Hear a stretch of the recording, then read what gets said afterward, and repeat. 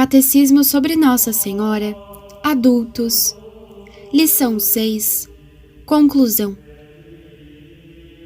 776. Que resoluções devem inspirar-nos as instruções que precedem? Estas instruções devem inspirar-nos uma dupla resolução. Primeiro, quanto a nós mesmos, há de ter a peito honrar cotidianamente a Santíssima Virgem, invocá-la com muita confiança, amá-la e servi-la com fervor, trabalhar sem cessar por imitar-lhe as virtudes. Segundo, quanto ao próximo, aplicarmos-nos com todas as forças, cada um segundo nosso estado e meio, por fazer conhecer e amar a Santíssima Virgem e propagar sua devoção e seu culto. Feliz, mil vezes feliz, quem, não satisfeito de honrar e servir a Maria, trabalha ainda com zelo e ardor por alistar-lhe novos servos. Tal prática é um penhor precioso de felicidade eterna, segundo estas palavras de nossos santos livros, que a Igreja põe na boca de Maria. Quem trabalhar comigo não pecará, e os que me fizerem conhecer terão a vida eterna. 776. Qual é o motivo final desta dupla resolução? É que a devoção a Maria, segundo o sentimento dos santos padres e da Igreja, é um dos mais seguros como dos mais certos penhores de predestinação. Maria concede uma especial proteção a todos os seus fiéis servos. Confirmemos de novo esta consoladora verdade pelos testemunhos dos santos doutores. Assim como a respiração contínua é não só um sinal, mas ainda uma causa de vida, diz São Germano de Constantinopla, igualmente a invocação frequente de Maria e uma tenra devoção a ela, não somente provam que se vive da vida verdadeira, mas ainda dão esta vida e a conservam. A devoção a Maria, acrescenta São Bernardo, é um sinal infalível de salvação eterna. Grande Rainha, exclama São Boaventura, dirigindo-se à Santíssima Virgem, quem persevera no vosso serviço está longe de ser condenado. Quem, pelo contrário, diz ainda o mesmo doutor, não vos invoque em vida, nunca chegará ao reino de Deus. De que serve, conclui Santo Afonso de Ligório, perturbar-nos com as discussões das escolas? Que nos importa saber se a predestinação precede ou segue a previsão dos merecimentos, e se estamos escritos ou não no livro da vida? Sejamos servos de Maria, e seremos infalivelmente do número dos eleitos. Pois é impossível que um verdadeiro servo de Maria se perca. 778. Que se entende por verdadeiro servo de Maria? É verdadeiro servo de Maria, primeiro, quem ama esta divina mãe e lhe dedica, até no meio mesmo de seus desvários, uma afeição, um respeito, uma confiança toda filial.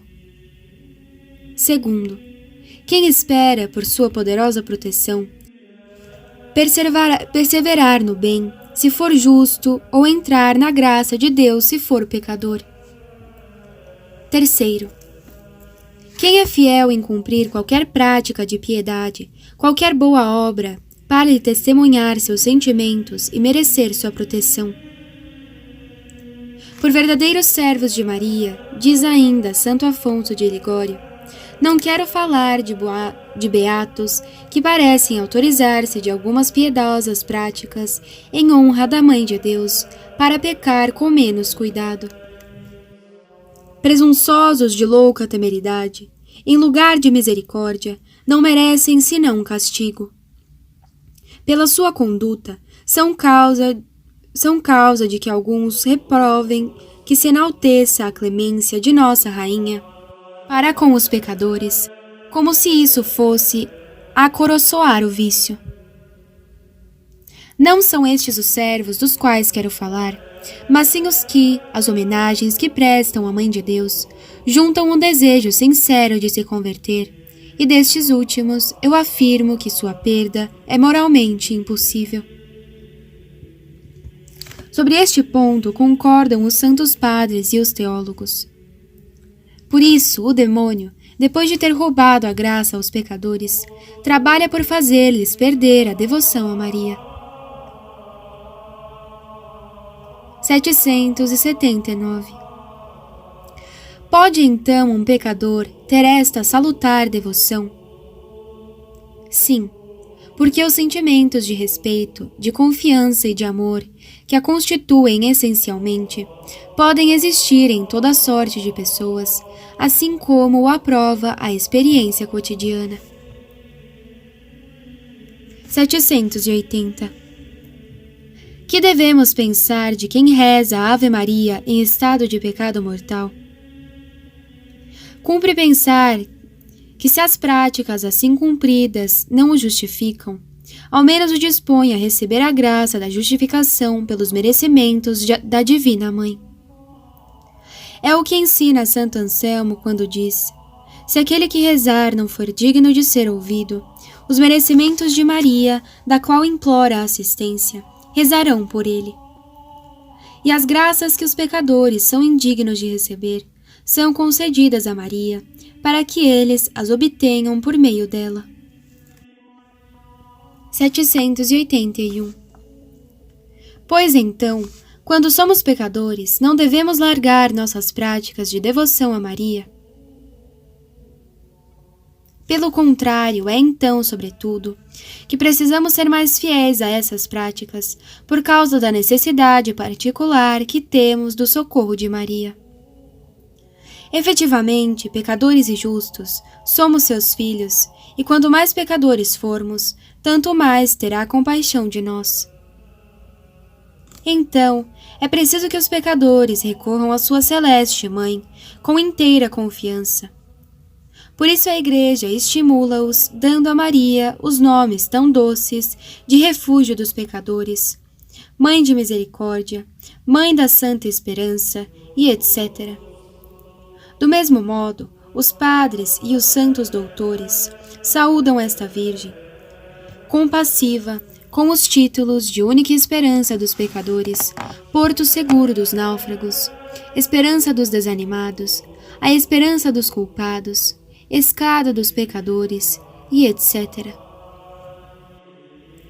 Pobres pecadores, diz São Boaventura, nem tudo está perdido para vós. Olhai para cima de vossas cabeças, vereis uma estrela que pode ainda salvar-vos e guiar-vos felizmente ao porto da salvação, se a seguirdes com sincera confiança. São Bernardo pergunta a si mesmo por que a Igreja chama a Maria Mãe de Misericórdia. Responde ele, porque abre a seu talante o abismo da misericórdia divina, de modo que nenhum pecador, qualquer que seja, a enormidade de seus crimes, pode perecer se for protegido por Maria. Lemos nas revelações de Santa Brígida que um dia a Santíssima Virgem fez-lhe ouvir estas palavras consoladoras: Eu sou a Rainha do céu e a Mãe de Misericórdia. Eu sou a alegria dos justos e a porta de socorro por onde os pecadores vão a Deus. Ninguém há sobre a terra a quem eu tenha recusado proteção. Ninguém que não tenha alcançado alguma graça por minha intercessão, até de ser menos tentado pelo demônio. 782. Que comparação emprega Santo Afonso de Ligório para tornar sensível a intervenção toda misericordiosa de Maria em favor dos pecadores? Ele compara Maria às cidades de refúgio que existiam outrora entre os judeus, nas quais vários criminosos achavam um asilo seguro. Com efeito, havia antigamente entre os judeus 48 cidades, chamadas cidades de refúgio ou cidades levíticas, disseminadas em todas as tribos, e onde os homicidas involuntários, que conseguiam esconder-se, ficavam ao abrigo das perseguições da justiça. Sob a lei da graça, estas cidades não existem mais, salvo uma só, que é Maria, da qual está escrito: Cidade de Deus, de vós dizem-se coisas maravilhosas. Com esta diferença, porém, que as antigas cidades de refúgio não podiam abrigar toda sorte de criminosos, ao passo que a cidade de Deus, da qual fala o salmista, está aberta para todos os pecadores, porque todos podem achar nela seu perdão e sua salvação, com a condição de se arrepender sinceramente de suas culpas e querer eficazmente não cair mais nelas. 783. Será somente durante a vida que Maria protege seus servos? Não só Maria protege seus servos durante a vida e os assiste na hora decisiva da morte, como também, segundo uma opinião geralmente admitida por piedosos autores, acompanha-os até nas chamas expiatórias do purgatório. 784. De que modo Maria socorre as almas do purgatório? Maria, Rainha da Igreja, é também a Rainha do Purgatório, e debaixo deste título desce àquelas terríveis prisões da justiça divina, para soltar ou, ao menos, consolar seus devotos servos.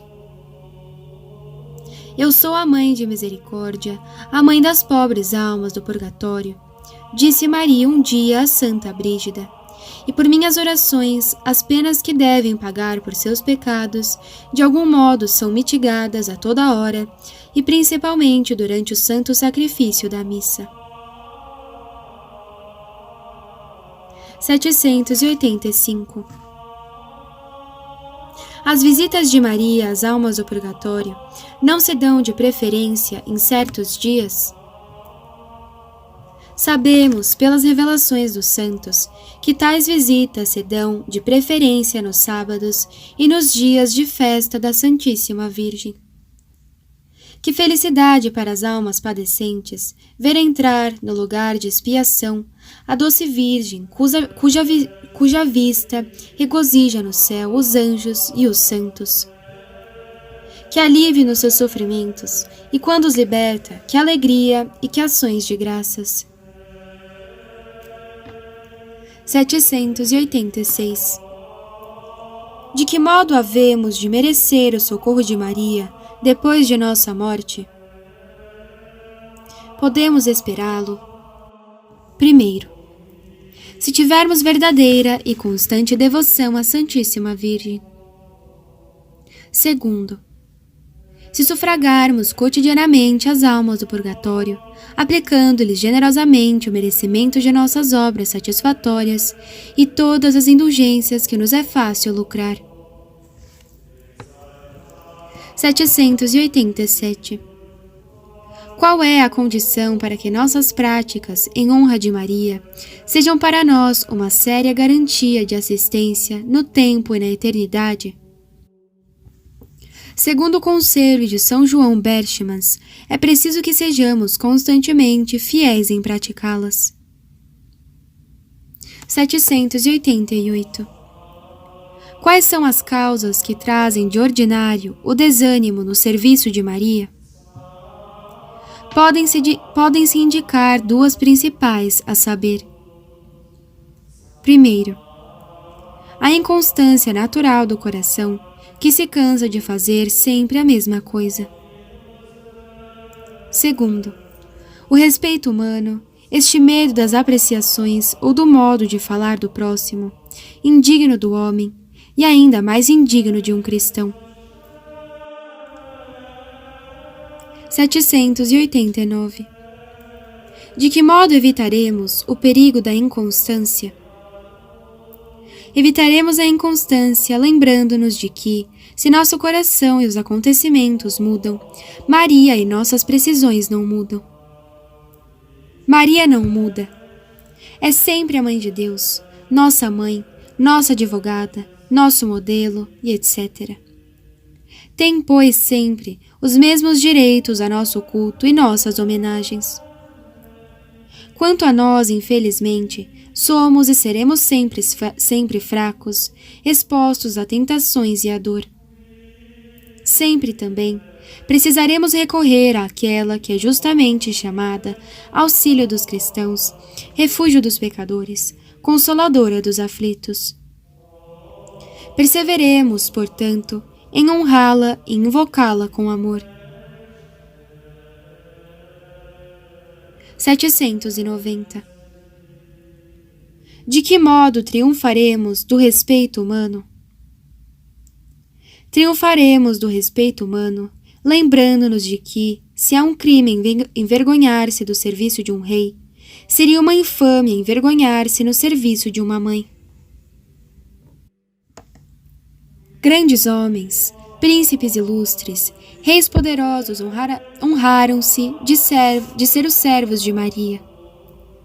Carlos Magno tinha-lhe uma terna devoção e não largava sua medalha. São Luís deixava todos os dias uma moeda sobre o altar de Maria, em sinal de dependência. Luís XIII consagrou-lhe solenemente sua pessoa e o seu reino. Espanha, Portugal e outros estados católicos viram seus tronos ilustrados por soberanos que juntavam a qualidades heróicas uma admirável dedicação à Mãe de Deus. Quantas nobres almas deixaram generosamente o mundo pelo claustro, preferindo o serviço de Deus e de Maria a todas as vantagens que lhes prometia o brilho de seu nome ou de sua fortuna.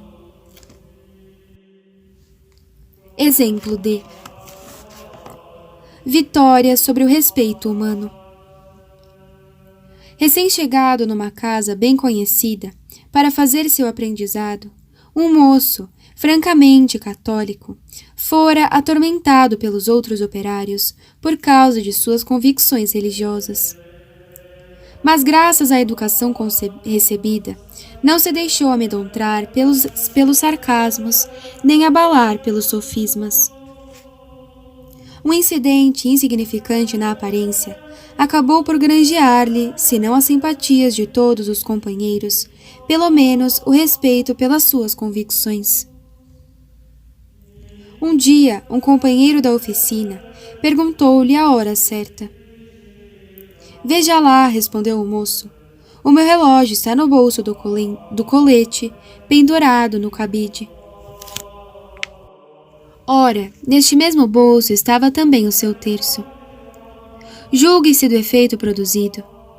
Um terço aparecendo repentinamente na oficina, entre as mãos de um homem hostil à religião, um destes homens, sábios de meia tigela, que por terem no dedo um anel de bacharel e na cabeça umas poucas noções superficiais, arvoram-se às vezes em destrutores da crença religiosa.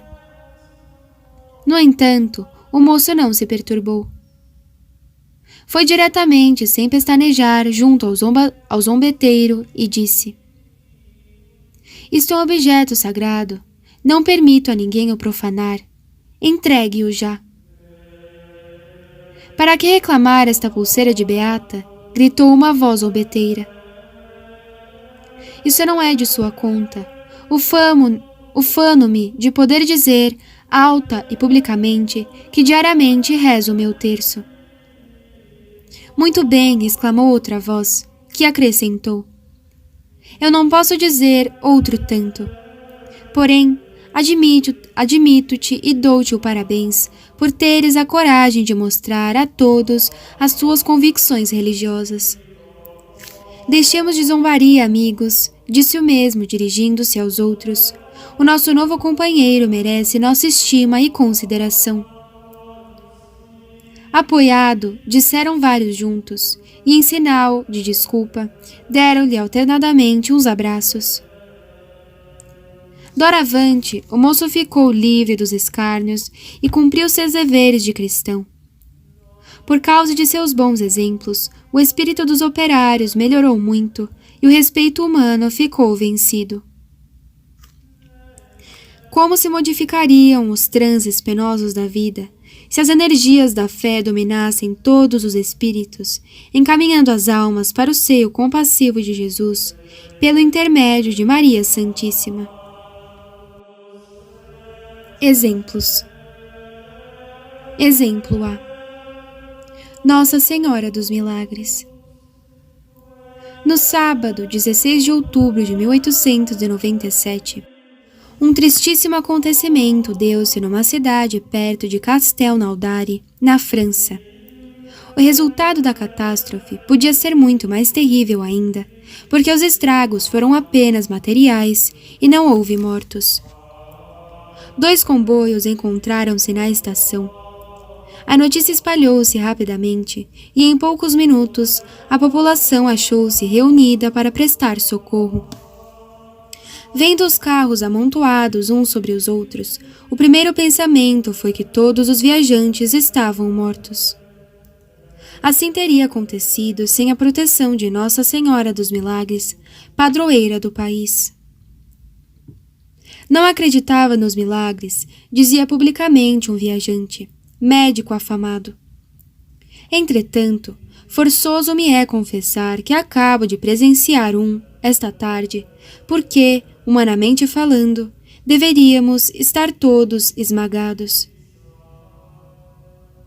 O que há de mais admirável e, sobretudo, nos mostra a terna proteção da Santíssima Virgem, nesta feliz circunstância, é o fato seguinte conhecido hoje, de modo irrefutável, em todo o país. Uma senhora estava à espera de um trem na plataforma.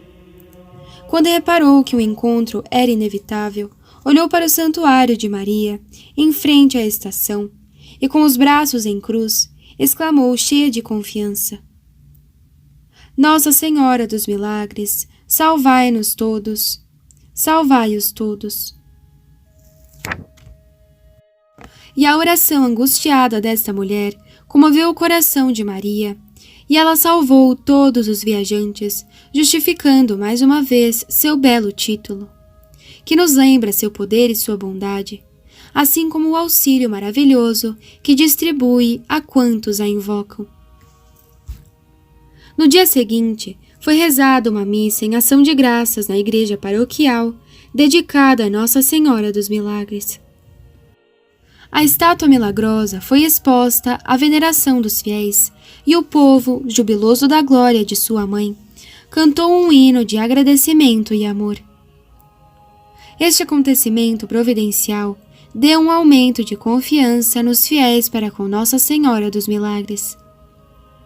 Sua fé e sua piedade hão de levá-los sempre mais numerosos ao santuário da Virgem dos Milagres, no qual essa boa mãe se compraz em fazer brilhar diariamente os prodígios de sua misericórdia e de seu poder.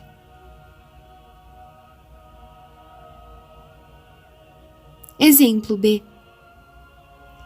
No Bazar da Caridade.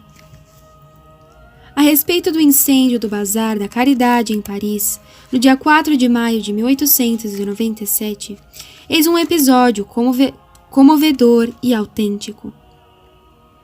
Uma mãe de família fora ao bazar com sua filha, moça piedosa e dedicada, e com seu filho, afastado infelizmente, como muitos outros, das práticas religiosas. Às 4 horas, lavrou o incêndio. O moço agarrou sua mãe e levou-a para fora, recebendo apenas algumas leves queimaduras. Volta às pressas para salvar a irmã, anjo de doçura. As chamas cercam-nos, uma trave abrasada cai-lhe do forno sobre a cabeça, sem lhe fazer mal algum, nem o queimar. A irmã fica salva, queimada gravemente, sem contudo ter a vida em perigo. No dia seguinte, o moço, palestrando com sua querida mãe e a irmã, dizia a esta: é maravilhoso e verdadeiramente extraordinário ter apanhado sobre a cabeça aquela trave inflamada, e não ter recebido ferimento algum, e nem sequer o chapéu ficou queimado. Se eu fosse beato, diria que foi um milagre. E por que não seria? Disse a irmã. Vá buscar teu chapéu, meu caro. O moço, um tanto admirado, obedeceu sorrindo. Repara no forro do chapéu e vê o que coloquei dentro antes de partir para o bazar. Cada vez mais perturbado, o moço acha uma medalha milagrosa, pregada no forro do chapéu pela piedosa e caridosa irmã. Louvado seja Deus, exclamou ele. Agora sim acredito no milagre, e amanhã cedo quero confessar-me e comungar em ação de graças. Assim, a Virgem Imaculada, que salvara o braseiro, o corpo deste filho pródigo, salvara ainda sua alma das garras de Satanás. E este último favor foi ainda muito mais precioso do que o primeiro. Exemplo C. O terço de Ampere. Todo mundo sabe como este belo gênio, este prodigioso sábio, encontrou de novo nas lágrimas da dor. Não se deve dizer a fé que nunca perdera, mas a plena luz e o esplendor da fé mais fervorosa. Ei-lo, pois, grande homem e grande cristão. Foi o momento em que um moço de Lyon, Ozanam, veio se apresentar a ele. Frédéric Ozanam estava com 18 anos.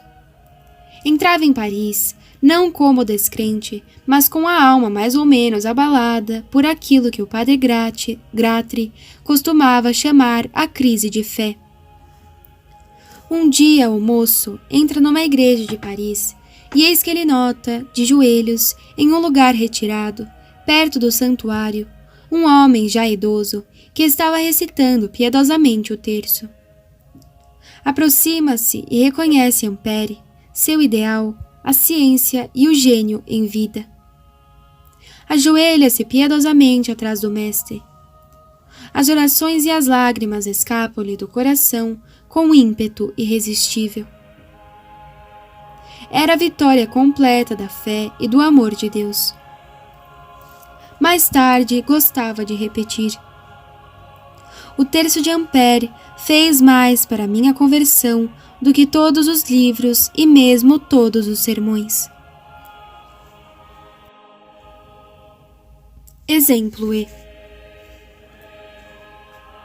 O padre Aldifrete e o sargento condenado à morte. O capelão de um exército fora chamado junto a um soldado condenado à morte. Tem de 15 minutos para prepará-lo a morrer, disse o general. Depois da confissão, o soldado, com a voz embargada pelos soluços, disse ao padre: então é preciso morrer. Não terei mais a dita de tornar a ver a minha velha mãe. Pelo amor de Deus e de Nossa Senhora, salvai-me, senhor capelão. Não posso, meu amigo. Uma inspiração veio à mente do padre. Amais a Santíssima Virgem? Ah, senhor capelão, amo-a muito. Sou da terra dela, sou dos Pireneus, sou de Lourdes, e garanto-lhe que não deixei passar nem sequer um dia desta triste campanha sem rezar o lembrai-vos. Pois bem, meu amigo, sendo patrício da Virgem e invocando-a diariamente, estou certo de que não vos deixará morrer. De joelhos comigo e rezemos juntos o lembrai-vos. O auxílio não se fará esperar. Apenas acabada esta oração, um bulício extraordinário fez-se ouvir na praça. O soldado compreendeu que o quarto de hora terminara e, prostrando-se, disse soluçando: vou morrer, minha pobre mãe, não te verei mais. Abre-se a porta e um homem apresenta-se, dizendo: senhor padre, sou chefe de polícia de Gex. A ordem e a paz estão perturbadas. Meu dever é restabelecê-las. A população inteira pede que se solte o sargento. Aquela boa gente não quer de modo algum que o primeiro sangue derramado aqui seja francês. Se essa execução tiver lugar, o Senhor terá novos aborrecimentos que suportar. Então, ajude-me a salvar o condenado. Senhor chefe, é o meu maior desejo. Infelizmente, os juramentos de honra e de consciência proíbem-me toda e qualquer intervenção neste assunto. Porém, o Senhor exija uma ordem por escrito do oficial encarregado de presidir a execução. Estou certo que tal não há. Violentos murmúrios elevaram-se entre os soldados quando se soube do fato. Foi num momento de raiva que o general disse: "Passem este rapaz pelas armas." Sem demora, o magistrado foi pedir a ordem por escrito ao comandante que não pôde dá-la. "Exijo a ordem escrita", disse o chefe da polícia, com insistência. Essa exigência aborrecia por demais o general, o qual, vendo o povo manifestar-se em favor do sargento, revogou a sentença. Mandando logo chamar o capelão, disse-lhe: "Senhor padre, querendo ser-vos agradável, deixo-vos a alegria de anunciar ao sargento que está absolvido." O padre foi ter com o prisioneiro e ambos se dirigiram para a capela de Nossa Senhora. O povo, que nada sabia da mudança, ficou exaltadíssimo. De joelhos ao pé de Maria, ambos rezaram o Lembrai-vos ainda uma vez. O soldado, porém, que ainda nada sabia de sua absolvição, pensava rezar pela última vez. Acabada a oração, o padre ergueu a voz e disse: "Meu amigo, não morrereis.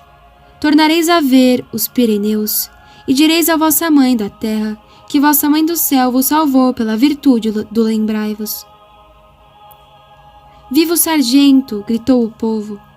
"Viva a Santíssima Virgem, que salvou o sargento!" respondeu o capelão.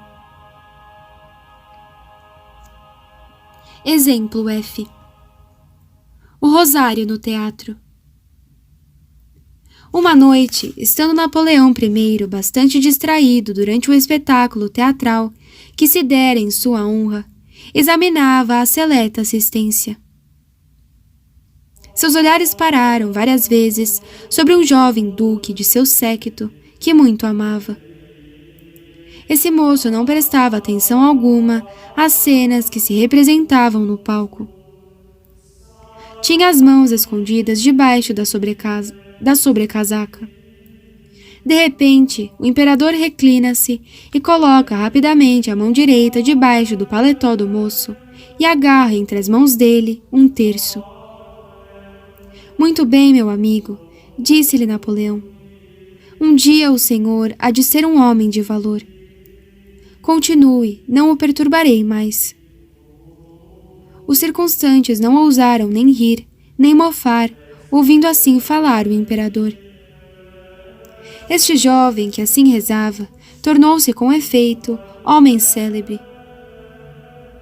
Morreu o cardeal, arcebispo de Besançon, e deixou na diocese lembranças inesquecíveis de piedade e de benefícios. Exemplo G. Confiança em Maria recompensada. Durante quase todas as noites do inverno de 1522, pouco depois do toque das Ave-Marias, um desconhecido, vestido de azul, orava de joelhos com fervor diante do altar de Nossa Senhora do Coral, na igreja de Santo Ildefonso de Sevilha. Seu porte nobre, suas feições distintas, chamaram a atenção das numerosas pessoas que ali acudiam, à mesma hora, para a oração em comum. Uma noite o homem não compareceu, e por mais indagações que se fizessem, ninguém mais tornou a vê-lo. Ao cabo de 3 anos, outra noite, à mesma hora, o desconhecido ali estava de novo, vestido de penitente, humilde e modesto, com um semblante alegre e uma vela acesa na mão. Cantando estrofes a Maria, depositou conchas e corais sobre o altar de Nossa Senhora. Era o famoso navegante Sebastião Elcano, que acabava de dar a volta ao mundo sobre sua nau Vitória. Chegava a Sevilha para oferecer à Virgem Santíssima flores, conchas e corais de todos os países da terra, em ação de graças pelo seu feliz regresso. Foi reconhecido pelos circunstantes que, cheios de religioso entusiasmo, abraçaram-no e deram-lhe os mais sinceros parabéns. O intrépido e religioso navegante exclamou então com ternura: com Maria nada é impossível, sem Maria tudo fica malogrado. Exemplo H. Deus protege um santuário de sua mãe. O jornal Maasbode, de 23 de setembro de 1914, Holanda, conta o que segue com a assinatura do Dr. Félix Rutten. Todos sabem que os arredores de Montaigu, no começo da invasão da Bélgica pelos alemães, foram particularmente devastados pelo inimigo. Louvain, Aerschot, Diest e outros lugares sofreram muito por causa da guerra. Os alemães em breve chegaram em Montaigu. Logo dirigiram-se para a igreja, venerável santuário dedicado a Maria Santíssima. As portas estavam fechadas, o comandante manda que sejam imediatamente abertas e faz várias intimações. É em vão, de dentro ninguém responde. Insiste de novo e com muita energia. Continua o mesmo silêncio no interior da igreja. Os soldados, com grande violência, batem nas portas com a coronha das espingardas. Inúteis esforços. As portas são sólidas e bem trancadas. Admirado e furioso de tanta resistência, o oficial prussiano ordena que sejam arrombadas.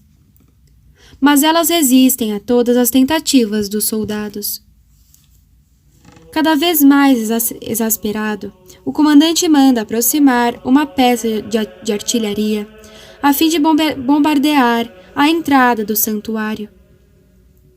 O canhão está logo em posição. Entretanto, no momento de se disparar o primeiro tiro, as portas se abrem sozinhas. Alguns soldados olham no interior da igreja. Não encontram absolutamente ninguém naquele momento. O próprio comandante entra e verifica este fato com admiração. Contudo, para vingar-se de tanta resistência, manda que o templo de Maria seja logo transformado em cocheira de cavalos. Que profanação! Mas apenas o primeiro animal pisa o limiar da porta, cai morto como que fulminado por uma mão invisível. O terror se apodera do oficial e dos soldados. Retiram-se todos, temendo o castigo de Deus. Então, por um novo prodígio, os sinos do campanário põem-se a dobrar lentamente, sem que ninguém os tocasse, muito lentamente, como um dobre fúnebre. E durante toda a guerra, ninguém mais se aventurou a profanar o santuário da Virgem. Exemplo I. Maria protegeu os primeiros habitantes do Brasil. Na cidade propriamente de São Paulo, pelos anos de 1714, só 2 capelas de Maria existiam. A de Nossa Senhora do Carmo, levantada pela Perspectiva Ordem em 1594, e de Nossa Senhora do Monte Serrat, especial devoção do governador-geral Dom Francisco de Souza, e origem do Mosteiro de São Bento, fundado aqui, de ordem do provincial presidente da Bahia, por Frei Mauro Teixeira, em 1598. A imagem da Senhora de Montserrat era esculpida em madeira, tendo de altura 5 palmos e trazendo no braço esquerdo o menino Jesus. A do Carmo era muito formosa, vestida ricamente e trazendo o escapulário com as armas do Carmo. Nos arredores da cidade, passeio favorito dos paulistanos, já existia por este tempo a Capela da Luz, com uma bela imagem de madeira, de 7 palmos de altura, ou de tamanho natural. Foi principalmente nas capelas das 4 aldeias de índios, arrebanhados pelos jesuítas nas cercanias de São Paulo, que o culto de Maria deixou na tradição dos caboclos paulistas, a luminosa esteira dos seus milagres.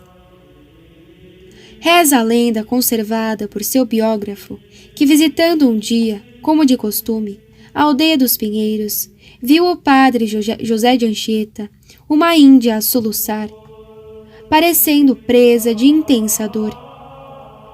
Perguntando-lhe a causa, contou-lhe ela que chorava por seu marido, o qual, tendo sido levado numa estrada para o sertão, havia 7 anos, nunca mais se teve notícia da gente desta entrada, e agora diziam os brancos terem todos morrido. O padre considerou-a algum tempo com os olhos vagos, como se estivesse vendo muito longe. Depois, ordenou-lhe com firmeza: vai pôr-te diante da Senhora, Mãe de Deus, que ali tens, e dá-lhe graças. Teu marido é vivo e cedo virá. Daí a pouco chegavam efetivamente os bandeirantes. O cronista e biógrafo Simão de Vasconcelos, da Companhia de Jesus, contava-nos também maravilhas da Senhora da Conceição, por via do seu fidelíssimo servo e devoto, o padre João de Almeida. Apareceu um dia em São Paulo, tendo subido de Santos, onde desembarcara uma partida de castelhanos, uma viagem para Buenos Aires. Sabendo o chefe desta partida que havia um português do bairro da Conceição, muito prático dos caminhos do sul, ofereceu-lhe 10.000 réis, quantia então considerável, para guiá-lo com os seus índios até o sítio chamado Empalizada, de onde iria o castelhano com sua partida direto a Buenos Aires. O homem consultou ao padre João, que o aconselhou a recusar tal proposta, pois muito mal poderia advir-lhe daí. Mas a cobiça do português venceu os conselhos do bom padre. Daí a pouco tempo, guiando o grupo dos castelhanos, estavam os paroquianos da Conceição no Vale do Paraná. Deixando os castelhanos no ponto convencionado, regressavam os nossos sertanistas quando foram acometidos furiosamente por sezões terríveis com a sua febre ardente. Mal puderam armar as redes indígenas nos galhos das árvores no primeiro acampamento, e caíram todos prostrados, sem que nenhum pudesse socorrer o outro. Nessas horríveis conjunturas, lembrou-se o português do conselho do padre João e abominou a própria cobiça. Abrasado de febre e à míngua de todo recurso, na solidão do sertão bravio, sentiu o homem avizinhar-se à morte e esperou-a contrito. O delírio apoderava-se dos febrentos, que sorriam à visão do laranjal de sua aldeia e do fumo das lareiras, ouvindo ao longe a voz sentida e carinhosa do sino chamando as ovelhas ao aprisco. O português arregalou os olhos, sentindo alguém tocar na sua rede, dizendo-lhe: aqui tendes uma cuia de mel, um cofo de farinha e um quarto de carne assada. Comei, dai de comer à vossa gente, e ide para casa. Os olhos azuis do sertanista avistaram ao longe, pelas costas, como ao fugir apressado, o vulto do padre João. Gritou muitas vezes por seu nome, mas ninguém o respondeu. Olhou então para baixo da rede e reconheceu estupefato que ali estavam os alimentos. Logo, sentindo-se redivivo, saltou da rede, reanimou os companheiros e distribuiu-lhes a ração bandeirante de carne, farinha e mel. Julgando-se livres da morte, puseram-se todos a caminho de São Paulo, porque o chefe fizera, neste instante, o voto de não entrar em casa, não ver mulher nem filhos, sem antes render graças ao seu benfeitor. Chegando a São Paulo, dirigiu-se à portaria do colégio e lá soube que o padre João tinha ido para a aldeia da Conceição. Seguiu no seu encalço e passou pela porta da própria casa, de onde acudiu a mulher jubilosa a recebê-lo. Não lhe deu atenção como se fora uma importuna desconhecida e continuou o seu caminho, até encontrar o santo sacerdote, a cujos pés se lançou, referindo-lhe tudo quanto sucedera. O padre João, calando-se, apontou-lhe a igreja da Conceição, onde o sertanista penetrou logo. Daí arrancou o jesuíta, dizendo-lhe: Basta, basta, e de agora acudir a pobrezinha de vossa mulher, que está em pranto, porque havendo tanto tempo que faltais de casa, passastes por ela sem lhe falar, nem saber a pobrezinha por onde andais. Exemplo J. A proteção da medalha. Inúmeros foram os casos de prodigiosa proteção da medalha de Nossa Senhora durante a terrível conflagração europeia. Eis o que escrevia um soldado das trincheiras francesas: Querida tia, a morte poupou-me. Graças às ordens da Senhora, a providência me concedeu um verdadeiro milagre. No sábado de manhã, caí prisioneiro, fui desarmado e vi meus 2 companheiros de patrulha mortos juntos de mim. Enquanto os alemães me conduziam para suas linhas, a infantaria francesa atirava sobre eles e sobre mim. Receando que eu me evadisse durante o combate, meus guardas resolveram abater-me como um cão. A menos de 2 metros de distância, atiraram-me uma bala no peito. Deus velava sobre mim. A bala bateu em cheio na medalha que trazia ao pescoço. Cortou-a em 2 partes, desviou-se e fez-me apenas um arranhão superficial, muito leve e sem nenhuma gravidade. Logo que os alemães estiveram longe de mim, levantei-me, voltei, pouco depois, às nossas trincheiras e pude continuar a peleja. Na estação de Fréjus, um soldado ferido mostrava com alegria e reconhecimento uma medalha torcida por um choque de bala. Recebi esta medalha, dizia ele, das mãos do senhor bispo. É a ela que devo a vida hoje. Uma bala inimiga lhe caíra em cheio no peito. A medalha serviu-lhe de couraça. O projetil ricocheteou e passou por cima do ombro do soldado. Era um dos hospitais de Saint-Brieuc. O major mostrava um dos seus feridos ao senhor bispo. Este, dizia ele, oferece uma particularidade interessante. E levando o cobertor da cama, mostrou uma medalha cortada em 2 pedaços por uma bala prussiana. Sem este minúsculo broquel, estaria morto.